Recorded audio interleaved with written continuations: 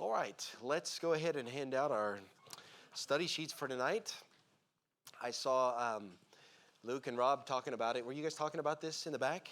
I could tell you guys were talking about it. You were cheating, looking ahead, but we'll get these handed out. Okay, so as you know, we have now, since the beginning of this year, been looking at the timeline of the Bible, looking at the Bible chronologically. And so as you get these sheets, try not, I know it's, Luke, I'll take one of those as well if you don't mind.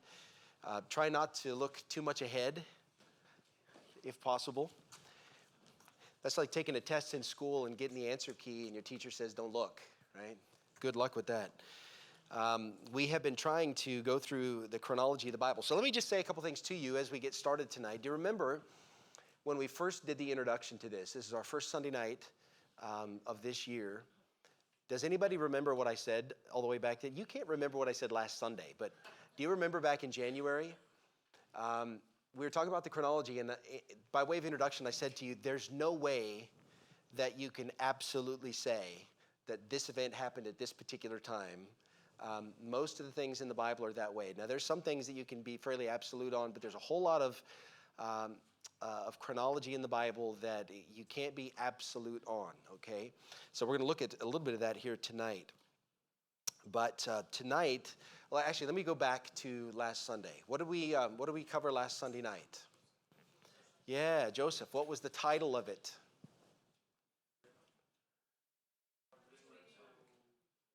Yeah, you got all the right pieces. Yeah, from dreamer to redeemer, right? We looked at that last Sunday night, and we went through and looked at the whole life of Joseph, birth to death in one night, and all of the events that took place around there. So what did that end us? We ended a book of the Bible. Where did we end? Yeah, so we got through all of Genesis, 50 chapters in 8 months. Not bad. And we looked at the life of Joseph there. And so really what you have is you have Joseph now at the end of that book. He's dead in the land of Egypt. The nation of Israel now in its early stages now. You have the tribes that are there, the sons and their families that have moved into Egypt now. And begins the sojourn for these years that they're in Egypt. And so this really begins now, what I would say is this begins the history of the nation as we get sort of to the last third of the book of Genesis, and then you get to the end of it. You have the history of this fledgling new nation that God had established, okay? But what we're going to look at tonight is what I think is next in the timeline, which may surprise some of you, may not surprise some of you. We're going to be in the book of Job tonight. So I want you to turn with me to Job chapter 1, and I want to look at where Job's life fits into the chronology of the Bible. So let me just say a few things about it. Looking around the room, I would say probably most of us here tonight, we have read through the Old Testament. If you have not yet read from Genesis to Malachi, I want to encourage you as a Christian to read through the Old Testament. It's good for you to read it. It's necessary for you to read it, but at least give it a once over so you've gone all the way through it. But what you'll find is, although it's not all chronological in the Old Testament, what you'll find is that for the most part, it traces the history of Israel. We okay with this? Traces the history of Israel. But there are a couple of books that show up in your Old Testament that really don't have a historical component to the nation.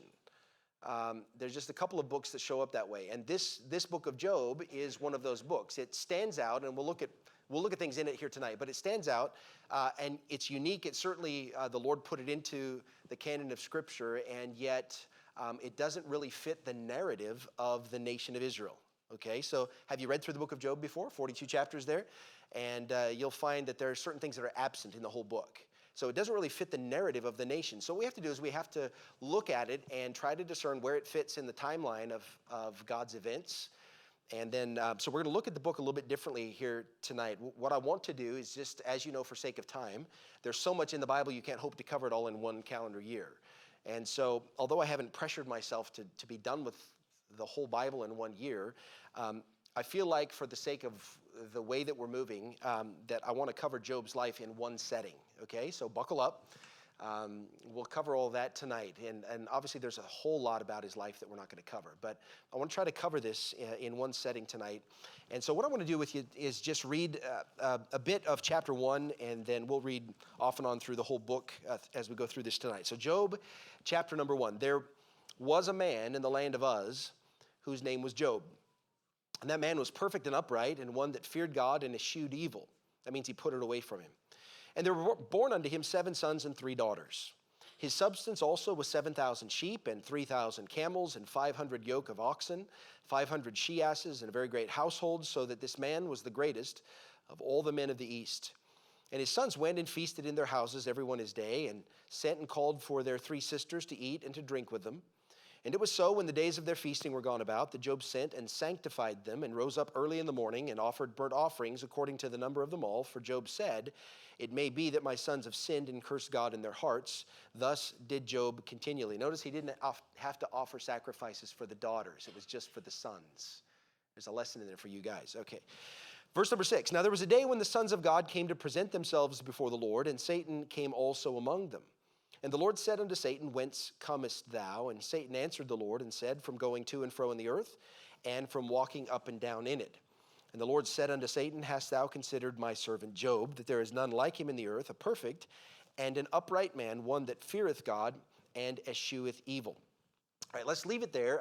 We'll get into this in more depth. But tonight, the title of the lesson tonight, obviously you can see here, is Tragedy and Triumph in Uz. And the picture I put in here is, I think, accurate to some extent of where Job was, the area in which Job lived, which we'll look at here in just a moment. That part of the world, as we see today, is nothing but desert and dust. But back in these days in the Bible, it was well watered, and it was beautiful, it was lush, it was full of pastures and flocks, and so that whole area was this way. So that's where Job lived, okay? So let's look tonight at the chronology here of the life of Job. And I want you to see, first of all, when Job lived. We're going to try to discover this just a little bit. So there's a bit of ambiguity here about where exactly in the timeline of the Bible Job lived. But there's indications within the book that seem to show that he lived during the time of Israel's slavery in Egypt, during that time. So let's look at this and try to maybe come to an understanding. So I think probably many of you, if not all of you, have read through the book of Job, hopefully more than one time. And as you read through it, you'll find that there's a lot in there. But in the whole narrative of the book of Job, there's some things that you do not find. For example, in all 42 chapters of the book of Job, there's no mention of the Exodus. So let's talk about the events of the Exodus. We're going to get to it later, but I mean, these are significant events, right? You've got all the plagues that God wrought down on the most powerful nation in the world at the time. All these plagues and the destruction of the most powerful nation in the world.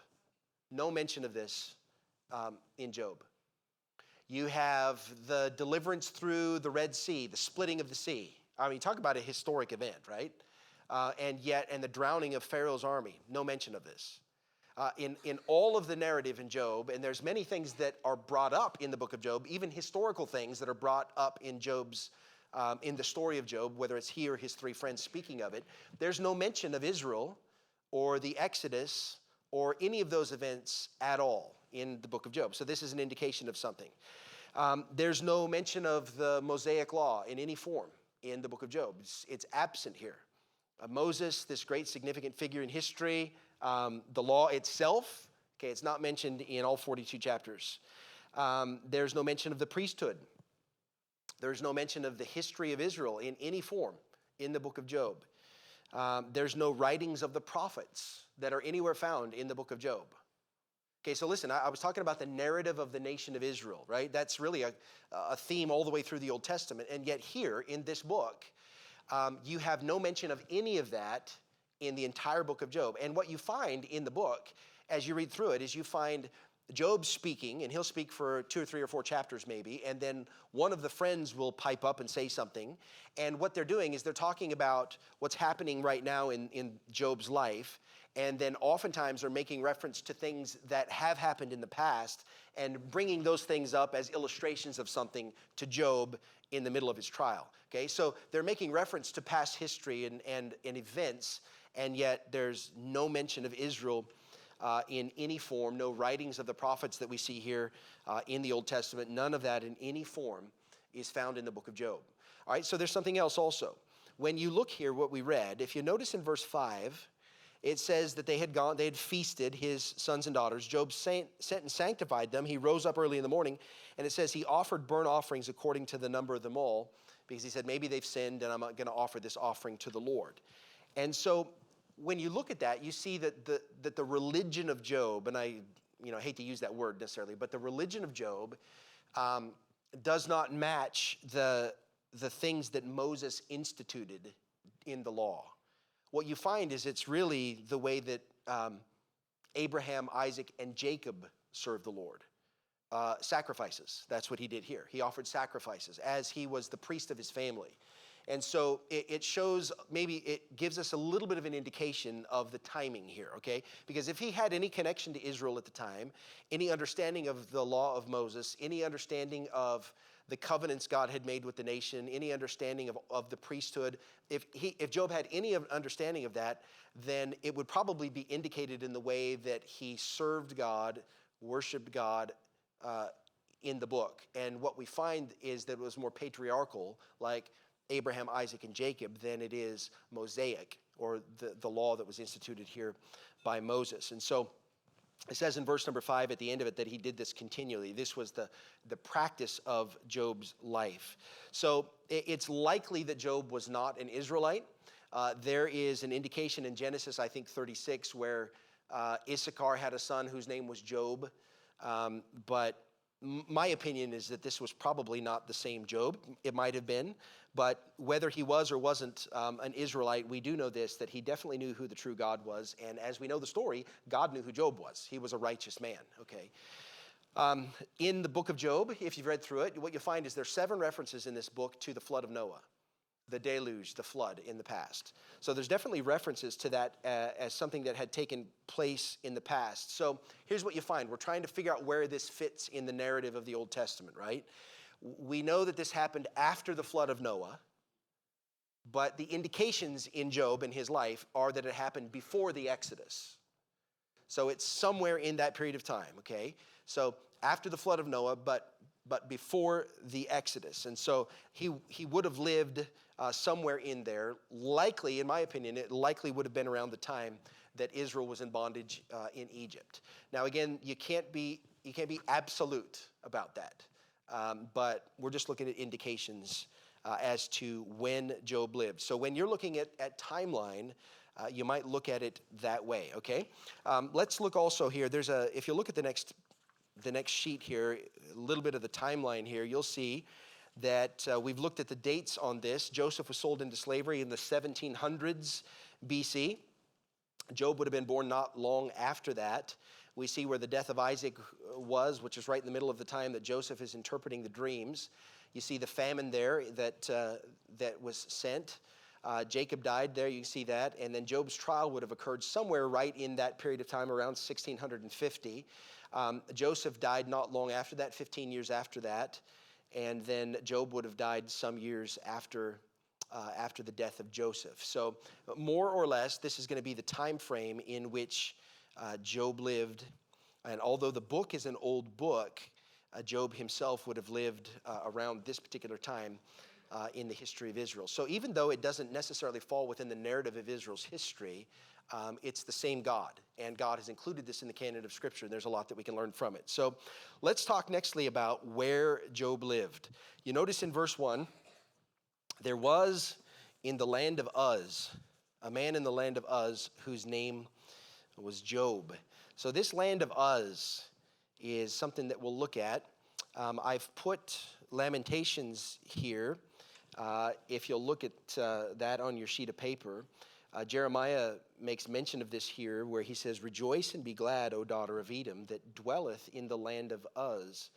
The cup also shall pass through unto thee. Thou shalt be drunken and shalt make thyself naked." Speaking of the judgment of God that's coming upon the Edomites who are dwelling in the land of Uz. And so what we find here and in Jeremiah both, is that there's an association between Uz and Edom. They're not the same place.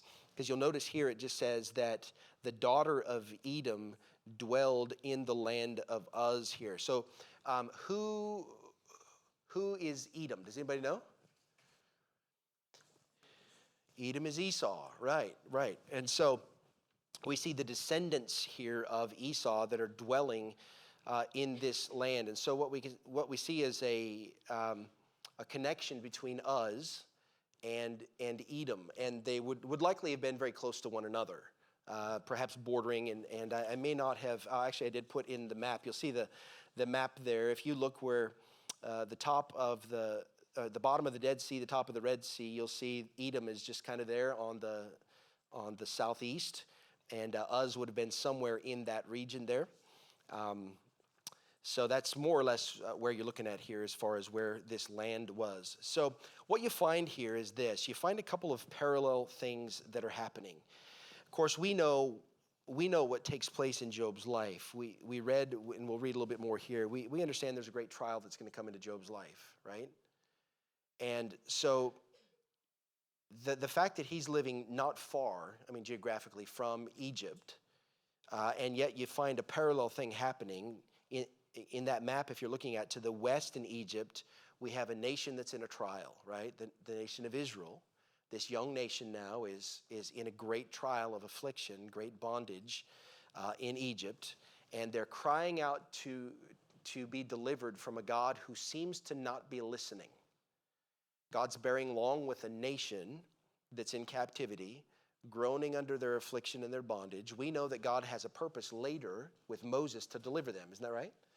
But in the moment, what we have is in Egypt to the west, we have a nation that's suffering and in affliction, groaning under the burden of that, and crying out to a God that seems to not be hearing. Okay, that's happening to the west. Pretty much directly east of that, and around the same time, you have a man, not a nation, but you have a man who also finds himself in a great trial of affliction, great bondage, if you will. He's grieving, he's crying out for deliverance from a God who seems to not hear. What you have is two parallel things that are happening, one to a nation and one to a man, and they're both happening around the same time and in the same area. Now, we who know the Bible, we understand God had a purpose in all of it, right? He has a purpose in Job's life, he has a purpose in Israel's life, and yet you find it interesting that these things are happening, for the most part, parallel to each other in the same area and around the same time.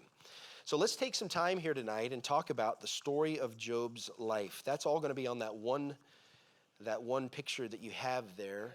Let's look at the story of Job's life. First of all, let's talk about Job and his name.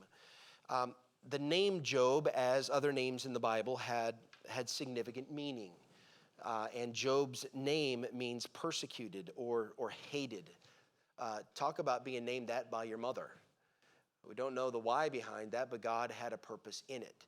So Job's name means persecuted or hated. And the theme of the book of Job is the suffering of the righteous.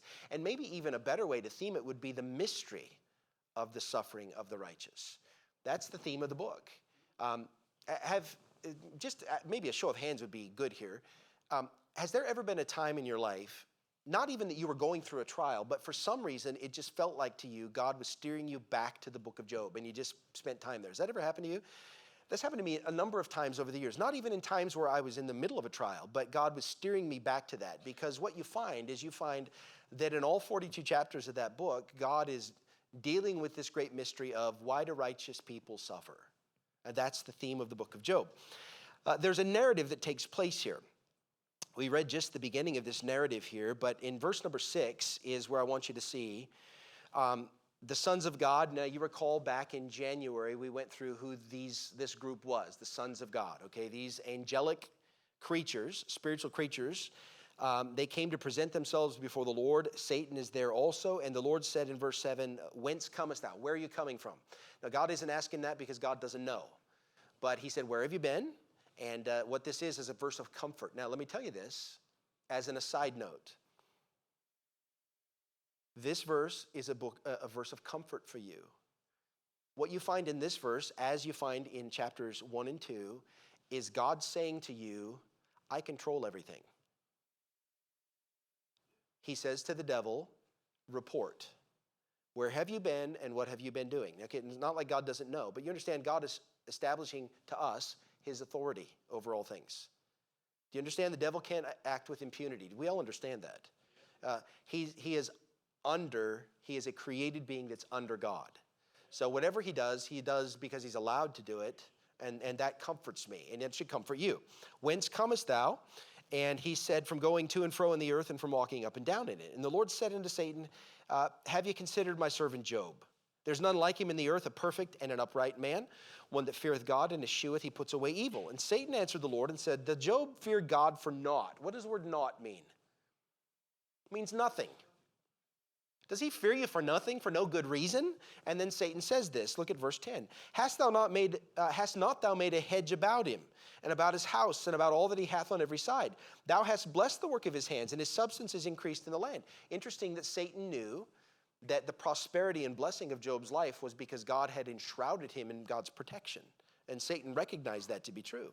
He says, but put forth thine hand now and touch all that he hath, and he will curse thee to thy face. And the Lord said unto Satan, behold, all that he hath is in thy power. Only upon himself put not forth thine hand. So Satan went forth from the presence of the Lord. So then the narrative picks up from heaven and comes back to earth. There was a day when his sons and daughters were eating and drinking wine in their eldest brother's house. And came a messenger to Job and said, hey, the oxen were plowing, the asses were feeding, the Sabeans fell upon them, took them away. They've killed the servants. I'm the only one to tell you. Verse 16, while he was speaking, another guy came. The fire of God has fallen from heaven, burned up the sheep, servants, and consumed them. I'm only escaped alone. Verse 17, while he was speaking, there came another. The Chaldeans made out 3 bands, fell upon the camels. They've carried them away. They've slain the servants with the edge of the sword. I'm only escaped alone. Verse 18, while he was speaking, another guy came. Thy sons and thy daughters were eating and drinking wine in their eldest brother's house, and there came a great wind from the wilderness, verse 19. It smote the 4 corners of the house. It fell upon the young men. They're dead. And I'm the only one escaped. And Job arose and rent his mantle, shaved his head, fell down upon the ground and worshipped, and said, naked came I out of my mother's womb, and naked shall I return thither. The Lord gave, and the Lord hath taken away. Isn't this a marvelous statement? Blessed be the name of the Lord. In all this, Job sinned not, nor charged God foolishly. Now, what we have is a spiritual contest. What you have in the book of Job, in chapters 1 and 2, is a spiritual contest. And you need to understand the why behind this. The spiritual contest is seen here when Satan, in chapter 1 and 2, by the way, what does Satan mean? What does that word mean? The word means adversary. So we have an adversary to the righteous, and Satan as the adversary is accusing, and God is allowing something to happen. So if you're looking in 1 and 8, and then it's the same thing in chapter 2, the Lord said to Satan, have you considered my servant Job? Where have you been? Oh, I've been everywhere, walking around. Have you considered Job? That teaches me something that Satan considers everybody. And the Lord draws attention to Job. Have you considered Job? Now, the reason that's important as we look at what's taking place in the book is that the controversy that we see here, this spiritual contest, is not between Satan and Job. It's between Satan and God. And the controversy that God is revealing here is a spiritual battle that's taking place beyond human understanding between God and Satan. If you're looking in verse 9 of chapter 1 again, Satan answered the Lord and says, hey, does Job fear you for no reason? The only reason Job fears you is because you protect him. That's the only reason. So the controversy, first of all, is that it's between Satan and it's between God. This has ever been the controversy that's taking place in the background. We as human beings are caught up in the middle of it. We're sinful creatures in our own right. We're oftentimes as human beings instruments of the devil's use, which we're going to find in this very chapter and book, that he uses humans for his own purposes, the devil does. And yet the controversy that's raging around us is between Satan and God. It all has to do with authority. Goes back to Isaiah when the Lord pulls the curtain back in eternity past and shows us when Satan was created as that anointed cherub. What did he want? He wanted the authority. He wanted the power from God. And that's always been the way it was. Doesn't draw your attention back to Matthew 4, where the devil comes to Jesus Christ in the wilderness and tempts him. And what's the point? It's a controversy between the devil and between God. Okay, that's what this is all about here. So what we have first of all is we have a spiritual contest. Now we're talking about the narrative of Job's life. So the spiritual contest, now remember this is taking place beyond Job's ability to see or comprehend it. Job doesn't know this has happened. We see it happening now, but Job is unaware of this. Meanwhile, down here, Job is living the righteous life God commends him for. That's what's happening here. Up there, God is telling Satan, hey, have a look at Job. Yeah, I've protected him, but have a look at him. And meanwhile, down here, Job's offering sacrifice to God on the behalf of his kids. So let's look at the physical loss and suffering that take place. Now, obviously, we read in chapter number 1 that there has been an allowance that God makes to Satan. Okay, and what has happened here? Well, we have the accuser, Satan, who now becomes the lion. This is the lion that Peter warned us about, that the devil as a roaring lion seeketh whom he may devour. So he's gone from being the accuser to the devourer, and he's been given permission by the Lord. And so we see obviously the loss of 7 sons and 3 daughters in the home of the eldest son in chapter 1. Whether it was a hurricane or a tornado, we don't know, but it was a whirlwind. And a great wind from the corners, it smote this house by the corners and dropped the house down on his kids. And so we've got the loss of his 10 children, and we've got the oxen and the donkeys and the sheep and the camels and the servants that are killed or captured by these invading marauders and destroyed. Even the fire of God, as we learned in that verse, falls down upon them from heaven. This is a supernatural event that can only be attributed to divine retribution. Okay, that's what this is. It can only be attributed to God. God has done this. And so we have this taking place. Now we're talking about physical loss or suffering. He's lost all of his children. He's just gotten word back to back to back. Your kids are dead. Actually, that was the last in the line. Everything you own is gone. All of your wealth has been stripped away. It'd be like us today, where the banks have failed and your retirement is gone, your investments have died overnight. There's a lot of people in the world that happened in 2008, okay, or some likeness to that. And by the way, just significant to that is, if you recall back in those days when that took place, we began to hear not long after that of a massive suicide rate amongst people who had lost everything that they had worked for in their whole life, and it was gone. So we have a comparative story here where Job now has lost everything, and then on the back of all of that tragedy and loss, somebody comes and says, hey, listen, your kids were all together, and somehow or another, some big wind knocked the house down. And I was there and I saw it. They're all dead. The house killed them, dropped them. So you have loss like you can't even imagine. And then what you find in chapter number 2, there was a day again when the sons of God came to present themselves before the Lord, and Satan came also among them to present himself before the Lord. And the Lord said unto Satan, same thing. And the Lord said unto Satan, verse 3, hast thou considered my servant Job? Notice the end of the verse. Still he holdeth fast his integrity, although thou movest me against him to destroy him without cause. And Satan answered the Lord and said, skin for skin, yea, all that a man hath will he give for his life. But put forth thine hand now and touch his bone and his flesh, and he'll curse thee to thy face. Then the Lord said unto Satan, behold, he's in thine hand, but save his life. So went Satan forth from the presence of the Lord and smote Job with sore boils from the from the sole of his foot unto his crown. And he took him a potsherd to scrape himself withal. And he sat down among the ashes. And notice his wife came in verse 9. Dost thou still retain thine integrity? Curse God and die. You find here, when we're talking about physical loss and suffering, that not only did he lose his possessions and his wealth, all of his prosperity, he lost his children, but then we see that his own wife speaks for Satan in the midst of the tragedy. Now I want you to understand why he said this. His wife said unto him, do you still retain your integrity? She said, curse God and die. So there's a suggestion that his wife is saying here, just take your life. Do you know that you can't will yourself out of existence? Do you understand that? You cannot cease the function of life. You have an autonomic system that God built into you that functions without your ability to control it. What she's suggesting here is just die. The only one that could yield up the ghost, like willingly give his life away, was Jesus Christ when he yielded himself and he died. But you can't just decide you're going to sit here right now and die, okay? If that would have happened, I would have died in algebra class in high school. This is a suggestion of suicide. Just kill yourself.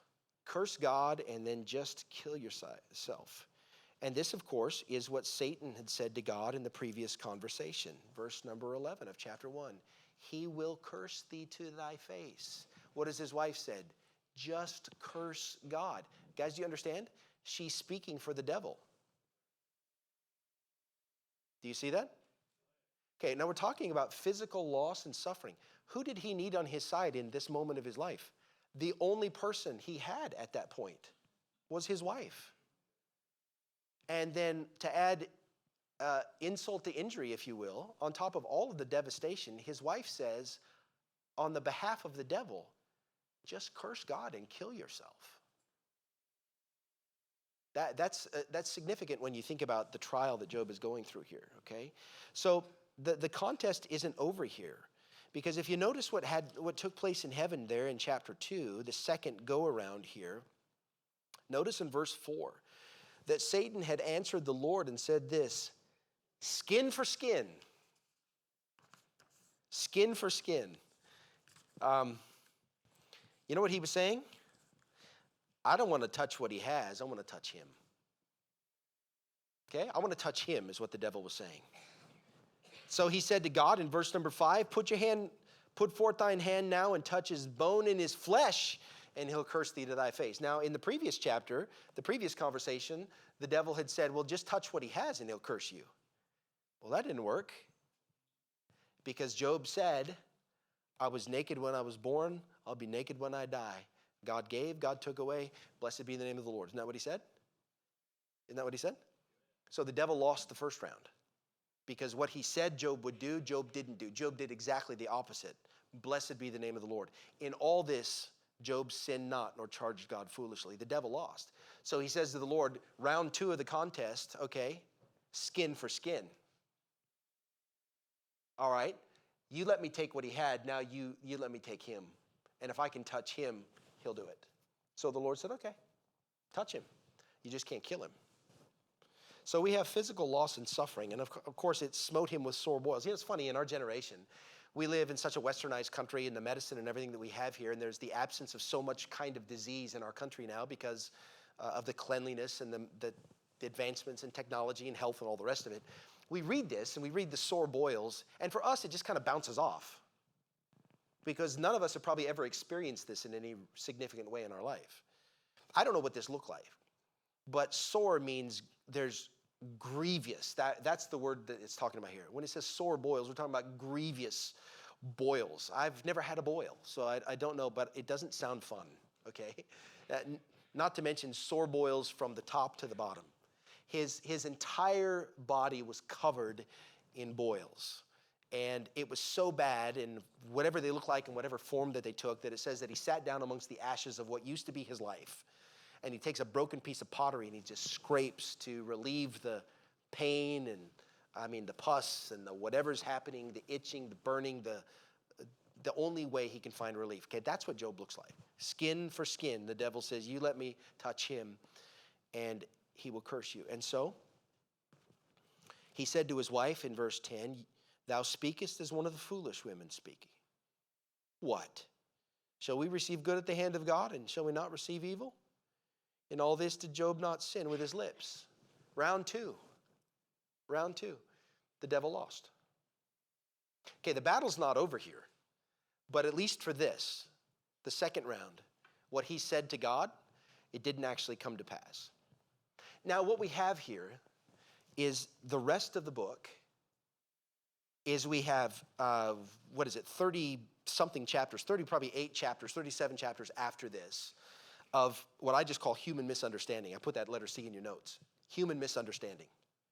The rest of the book of Job, for the most part, is filled with misunderstanding. The only one of the of the people around Job at this time that actually gets it right was Elihu. He wasn't one of the three friends of Job. He was another younger man who was a friend, but not the three notorious friends. But for the most part, the rest of this book is filled with human misunderstanding. There's two parts of that I want to draw your attention to.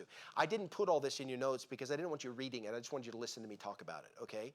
So there's the human misunderstanding from the standpoint of Job who misunderstands. I want you to look at chapter 10. By the way, sorry, look at chapter 3. After this, Job opened his mouth and cursed his day. Now, his day is speaking of the day he was born. And in the context of chapter 3, he says, man, cursed be the day I was born. Okay? So Job now opens his mouth and begins to curse his day. What this doesn't mean is that he just begins swearing prolifically. That's not the curse that we're talking about. He's just saying, I wish I'd never been born. Okay? That's what's happening. So what we have is a back and forth taking place. Turn to chapter 10 and look at this. He says in verse number 1, this is Job now. He says, my soul is weary of my life. Now listen, I can relate to this. Not from my own experience, but from the story, I can relate to this. I understand why Job could say this. I'm just weary of life. Okay, you think about the trial. You think about the past weeks or months of Job's life that have led him to this point as he sits here.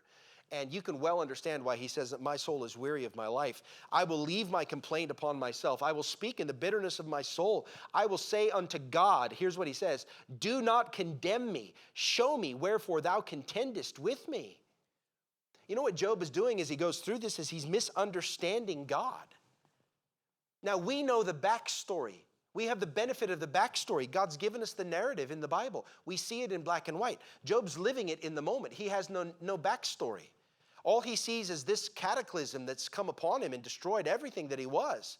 And he thinks that God is condemning him and contending with him. Now what Job is doing in all of this, in his misunderstanding, is Job is accusing the justice of God. He is saying, God, you are unjust. That's what he's saying. Show me why you contend with me. What he's simply saying to God is, why do you hold me to be wicked? This kind of stuff is what you do to wicked people. But I'm not wicked. And Job has justified himself by the time he gets to the end of the book, justified himself by talking about what he does and what he used to do and how he was held in esteem by the community and the things that he did for the Lord, and he cared for these people and he looked after these people. And he's saying to God, why are you contending with me? He's saying, God, you're unjust in all of this. It's unjust for you to treat me like a guilty man when I don't even know what I've done wrong. It's a misunderstanding. Now, I told you that our study tonight was going to be different than sort of what we've gone through in the past because we're really kind of doing a survey of the book. But I felt like it was important to do that as we look at Job's life and we understand the why behind all of this. So we have a human misunderstanding. We have Job who misunderstands God, but we also have the three friends that misunderstand Job and misunderstand the trial that Job is going through, all right? So we understand now that, that Satan has appeared twice before the Lord up there and has accused Job. He's only doing this because you're doing this. What is that? That's an accusation against the righteousness of Job. He's saying he's only righteous because you're doing this. But if you take this away, it'll reveal Job for what he really is. He's not who you say he is what he was saying to God. So he is the accuser, right? Satan, the adversary and the accuser. But the accuser of the brethren now, he's gone backstage in the story. He doesn't show up again. So the accuser has gone backstage, and in his place, three other accusers come. Bildad, Zophar, and who the third guy was? Eliphaz, right? So these other accusers are coming, and they're doing the work of the devil. So do you find this interesting? In the second chapter of Job, after the second trial, Satan sends Job's wife to do his work. Curse God and die. That's what Satan had said. Here now, from chapter 3 onward, Satan again is in the background, but he hasn't disappeared from the story. He's just in the background. And now in his place come three doing the same work, accusing Job. And what you find in all of these chapters, when you look at the narrative of these three men speaking to Job, all three of them are accusing Job of something. So they're doing the devil's work just like Job's wife was doing the devil's work.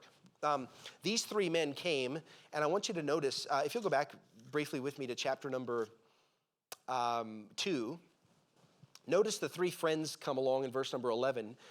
they heard the evil that was come upon him. They came everyone from his own place, Eliphaz, Bildad, and Zophar, for they made an appointment together to come to mourn with him and to comfort him. So obviously the word had gotten to them. There's been a time that has gone by here, and word has filtered out. And so from all of these places, they had made a decision, hey, let's meet together at this time, and let's comfort Job. Is everybody here with me? We all together? All right. So look at chapter 2. Verse 12, they lifted up their eyes afar off, and they knew him not. They lifted up their voice and wept. Okay, they loved Job. And they rent everyone his mantle. They sprinkled dust upon their heads toward heaven. You see the grief here. And notice verse 13, it's a remarkable verse. They sat down with him upon the ground 7 days and 7 nights, and none spake a word unto him, for they saw that his grief was very great. Let that sink down into your mind. Could you sit with somebody for 7 days and 7 nights and not say a word? Okay, that's never happened today in my life. If God removed my vocal cords, it would happen. But how hard would that be to sit for 7 days and 7 nights and not say anything? But what you see here in the story, and I'm not going to obviously read it all because we don't have time to do it, but what you see here in chapter number 4 and verse 1, look at it. Then Eliphaz, here's the first one to speak. The Eliphaz the Temanite answered and said this, if we essay to commune with thee, wilt thou be grieved? So if we decide that we're going to go ahead and say something, is it going to bother you? But who can withhold himself from speaking? You've instructed many. You've strengthened the weak. He says all of this stuff has happened, you've done all of this stuff. But look at verse 5. But now it's come upon thee, and thou faintest. It toucheth thee, and thou art troubled. Okay, so what you have now is you have 7 days and 7 nights where the friends have sat with Job and looked at the condition of his body. They've seen the devastation around him. The fire of God has fallen upon all that he has. He's got nothing. His wife has abandoned him for all intents and purposes. Everything is gone. And for 7 days and 7 nights, these men have engaged their minds around the great question, why did this happen to Job? Are you with me in the story? They're sitting with him for a whole week, and nobody says a word, and they're just thinking as they look at this. They all knew who Job was. They knew his history. We learned that from what they said about Job here. You used to do this, and you used to do this. Okay, they know the reputation Job has had as a righteous and an honest man full of integrity, and he was a helper and all the rest of it. And now they're looking at this devastation, and this is important. They look at the devastation that right in front of him as he scrapes himself and weeps and mourns, and for all that period of time, they're just looking at this, and their mind is ticking over, why did this happen to this guy? We know his reputation. And what you find here is what's often the failure amongst people in the world, but even amongst Christians. This is where this kind of error of what we call retribution theology shows up. We look at the devastation that's come upon somebody who has a reputation of godliness, some horrific event that's come into their life, and we can't reconcile that with what their reputation is. And so we make an assessment that's a wrong assessment. We make a judgment that this must be divine retribution for a sin that we didn't know about. They obviously have a secret sin, which is why this thing has come upon their life. Now, when you get to the end of Job, you find out all 3 of those men were wrong. And God says it. You have not spoken what is right as my servant Job has. So everything these guys said about Job was not right. But as they sat there for 7 days and 7 nights looking at the brokenness of this guy's life, the only conclusion that they could come to is he must have secret sin in his life, and God is judging him for the sin. Now, just as a side, let's just operate under a principle as believers tonight. We know each other, but we don't really know each other. You may be here tonight and you have a secret sin in your life and you're harboring it and hiding it from God and hoping you don't get caught. Okay, that might be true. But there's a lot of other people that are sitting here tonight and you're trying to live for the Lord and you don't have secret sin in your life and you're just trying to live godly and please the Lord with your life. And then something's going to happen to you. It's going to happen. It's happening right now. Some of you have been struck with sickness or disease or loss or hurt or heartache or reversal in your life and a loss of job and a loss of fortune. It happens in life. And we have a tendency, if we're not careful, to look at that's happened in your life and think what Job's friends thought. Well, obviously, God's judging you for your sin. And guys, we don't know the heart of any of the rest of us. We don't know it. It's not our place to make a judgment on that. We have no place to do that. That was the error of these three men. It's always been the error. We always pass a wrong judgment. Okay, don't do that. Why don't we, when we look at what charity does, it thinketh no evil, it believeth all things, it hopes all things, right? So what we should do is just err on the side of, I love you and I believe that this is a trial in your life and I'm not going to think badly of you. And then if God reveals that there was a sin in the background later, well, you deal with that later. But why don't we err on the side of being right and just in this matter and not presume that we know what's happening in the background. Okay, Job wasn't suffering because of sin, not in his life at all.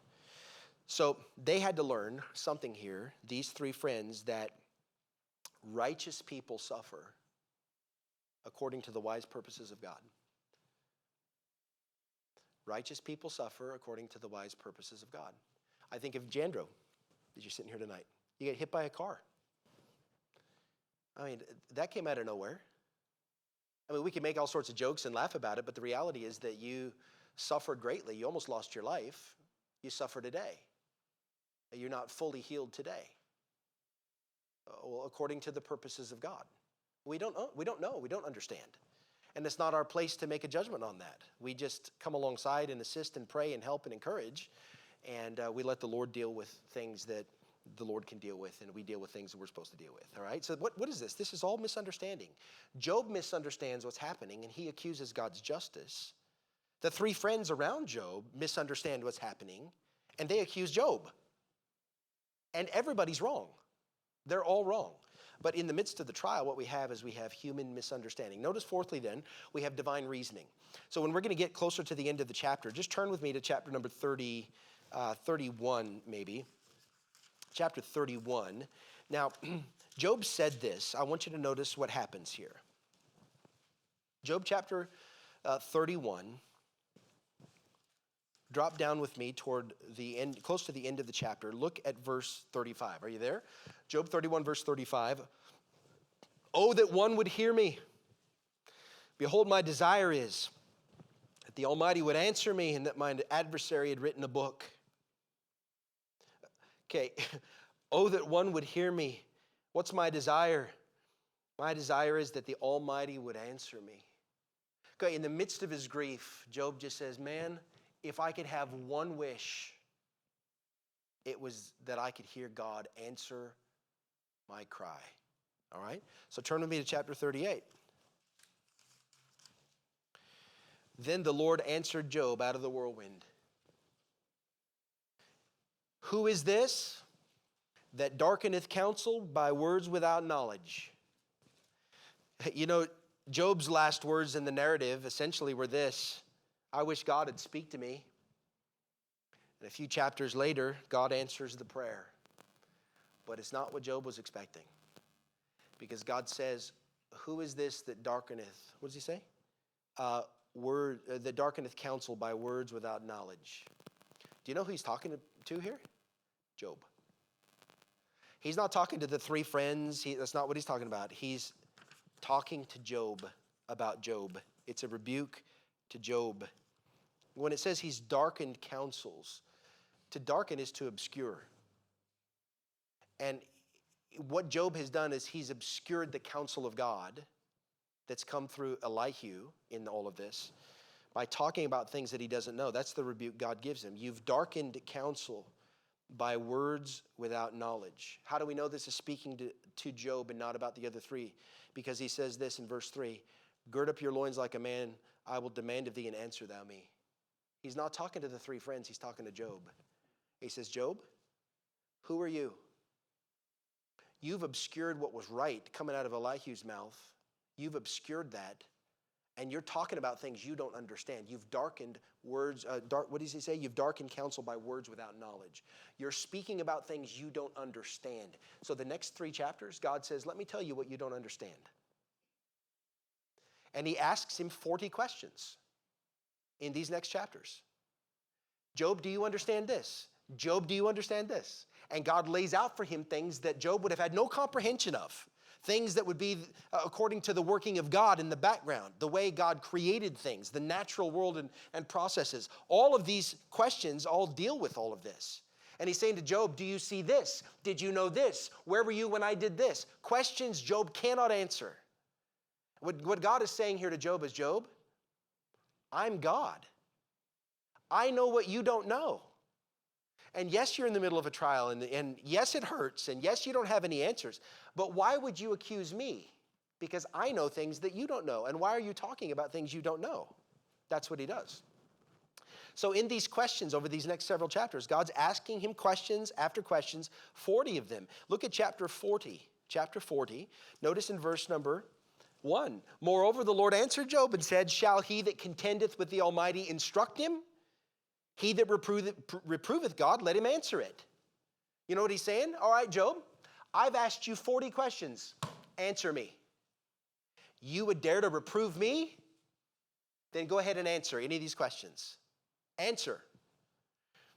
So what God is doing here, and here's the blessing of the book. It's a painful blessing to watch. There's a humbling process Job has to go through. We know God has already said about Job, he's a righteous man, right? We know God said that about him in the description in the first or second verse of Job. And God said this twice to Satan about Job. He fears me. He is righteous. He puts evil away from him. Like he's a godly man. And yet Job still has to be humbled. And that's what God's doing in this, right? So he says, if you're going to reprove me, well, why don't you answer me? And so then in chapters 41 and 42, these next couple of chapters here, or most of those two chapters, God strikes now at something that Job needs to be humbled in, because God's dealing with Job's pride here. And I want you to notice what happens. This is neat how the Lord does this. If you look at chapter 41, verse number 1, he says this. Actually, you know what? Let's go back to this. Verse 15 of chapter 40. Are you there? Chapter 40, verse 15. He says, I want you to behold Behemoth. Now he goes through the whole rest of that chapter in verse 24, just talking about Behemoth. Okay, whatever Behemoth is at the moment doesn't matter. It's big. It's a created animal being, huge, powerful, bows and bends for no one. Behemoth. Then chapter 41, if you look at it, canst thou draw Leviathan with a hook? And really, the whole chapter is speaking about Leviathan here. And Leviathan, there's a double meaning here, because not only was this a created being, but this is also a picture of Satan himself, okay? And so what we have is we have a created animal that is painting a picture of something spiritual. God does this in creation. The ostrich paints a picture of a man without wisdom, things like that. So God is using the natural world to explain a spiritual truth. But notice what God's doing here, because he uses Behemoth and Leviathan both very deliberately to strike something at the heart of Job. And here's what he does. He gets to the end of it. Look at verse 34 of chapter 41, 34. Speaking of Leviathan, this is how he ends it. He beholdeth all high things. Are you there in your Bible?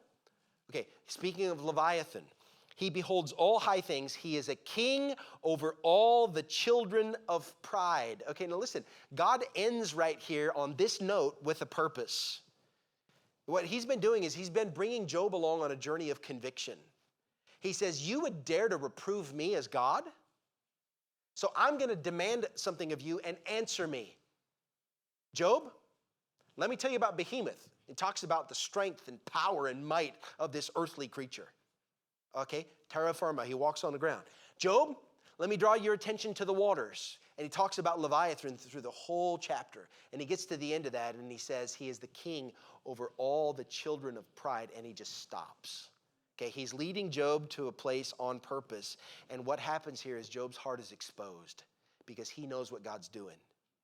He realizes that the problem is his pride, and God uses Behemoth and Leviathan on purpose to expose the pride of Job to Job. And his pride is laid bare, and he sees what God is doing. Job here now sees his error. That's where he sees. After all the pain and suffering, there's an error here, and he repents. And this is the blessing of the book, actually. So what is this? This is all of these chapters now have been God's divine reasoning. It starts here in chapter 38, it goes 38, 39, 40, and 41. And for these 4 chapters, God is giving divine reasoning to Job's trials. Are we all on the same page? Everybody see this? Okay. What we have at the end of this then is restored hope. The blessing of the book is there's a restored hope here. So notice what happens in chapter 42. Job answered the Lord. God had just finished talking about Leviathan and said he's the king over the children of pride. Can you kind of picture this in your mind? He's in the whirlwind. Job sees the whirlwind come. The voice of God. You imagine the humility, the fear, all of this as he hears God just rebuke him. And then Job answers. He said in verse number 2, I know that thou canst do everything, and no thought can be withholden from thee. So God, everything that you just asked me about what you did in creation, I know you can do that. That's what he said. You can do everything you just said. God, secondly, I can't hide anything from you. You know what I'm thinking. Okay? So look at the next one. Look at verse 3. Who is he that hideth counsel without knowledge? Now, do you know what he's saying here? He is quoting what God had asked him. That's what he does here. Who is he that hides counsel without knowledge? God had just rebuked Job for that very thing in chapter 38. And Job is essentially replaying to God what God said to him. He's quoting what God had said to him. And then he says this in verse number 3. Are you looking there in chapter 42? Therefore have I uttered that I understood not. Things too wonderful for me, which I knew not. You know essentially what he's saying? It's true, God. I was talking about things I didn't understand. Everybody on the same page? You see what he's saying? I'm going to quote, God, you asked who's darkening counsel without knowledge? Yeah, it's me. It's true. I've uttered things I understand not. They're too wonderful for me. You're right, God. You're absolutely right. I didn't know what I was talking about. And then notice he does the same thing again in verse number 4. Here I beseech thee, and I will speak. I will demand of thee, and declare thou unto me. This isn't Job demanding of God. This is Job quoting what God said to him. God had just said this to him the chapter before. And so he again requotes what God had asked him. And then he says in verse number 6, wherefore I abhor myself, and I repent in dust and ashes. Job says, here's my answer. My answer to this, you've told me to listen to you, and you will demand of me. And here's my answer, God, I abhor myself. That's something to see. I repent in dust and ashes. What does God do for him? Well, in verse number 7, God says to Eliphaz that his wrath was kindled against him and those other 2 guys. So he has Job sacrifice and pray for these men, which Job does. Look at verse number 9. And the Lord accepted Job. And then verse 10, the Lord turned the captivity of Job when he prayed for his friends. And then he gave him twice as much as he had before. You know, this is just a restored hope. This is the blessing of the Lord here. Gave him twice as much as he had before. And then God restores his family, his children, gave him more wealth and his crops and his sheep and all the rest of it. It's just doubled what Job had prior to that. And then Job lived a long life, and he died at the end of this chapter here being old and full of days. This is just restored hope is what this is, okay? This is the goodness of God. It's a marvelous book, truly a marvelous book.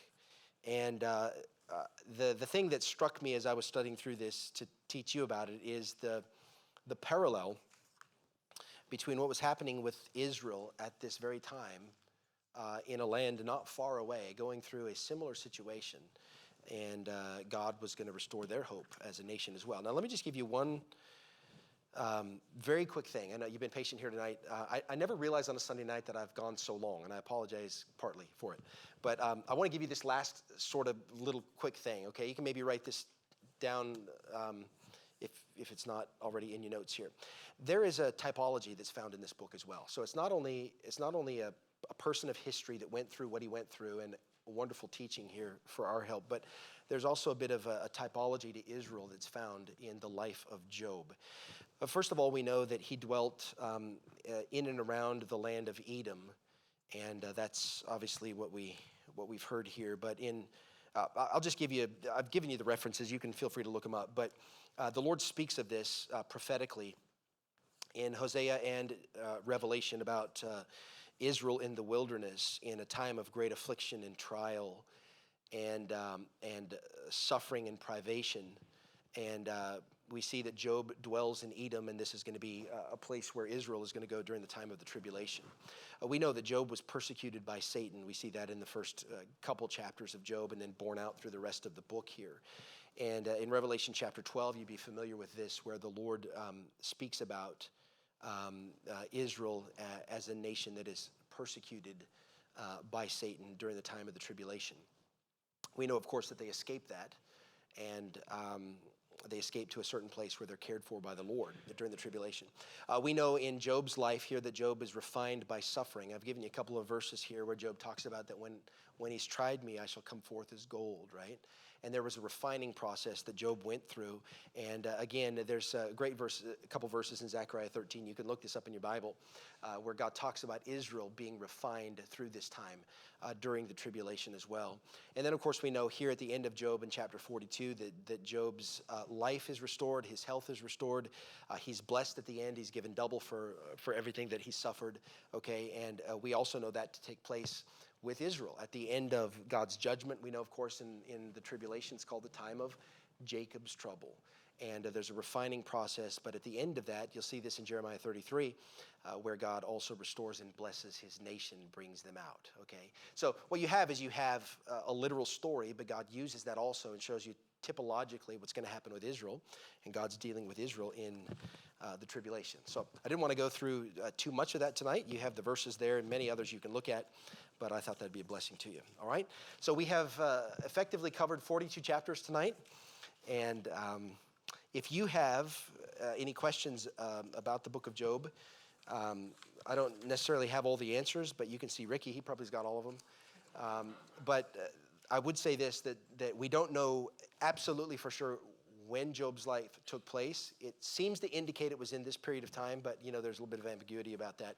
But hopefully it was a help to you as you look at the book, all right? Okay, Father, we're so thankful for your word.